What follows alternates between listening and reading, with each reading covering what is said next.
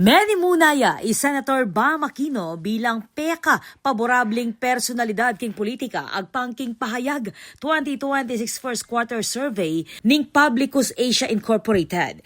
King nationwide survey ageway niyang March 21 to 24 ikwaning Senator Aquino ing 59% net favorable rating nunuka rin 30% dareng respondent ing sinabing very favorable ing karelang panlalawi kaya. Pepa nga duaya keti, Senator Kiko Pangilinan at Senator Risa Hontiveros sa pareho ating 50% net favorable rating. Linubyan naman king top 10 dina Senator Loren Legarda, Bongo, Rafi Tulfo, Ping Lacson, Pia Cayetano, Migs Zubiri at Senator Alan Peter Cayetano. Samantala, may baba na laman approval ratings dina Presidente Ferdinand Bongbong Marcos Jr. at Vice President Sara Duterte.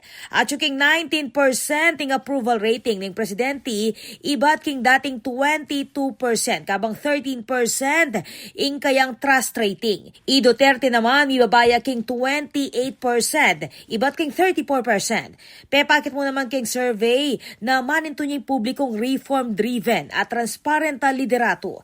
Tuklo, king 88% na rin Pilipino yung pabor, king tax relief at good governance, kabang 81% yung susuporta ing pamagbawal ng political dynasties hanggang second degree. Lulwal mo naman na 74% na rin respondents ing ating negatibong panlalawi king kasalukuyan na kabilyaning bansa at 56% ing manwalang lalala pa ing ekonomiya kareng tutuging 3 bulan.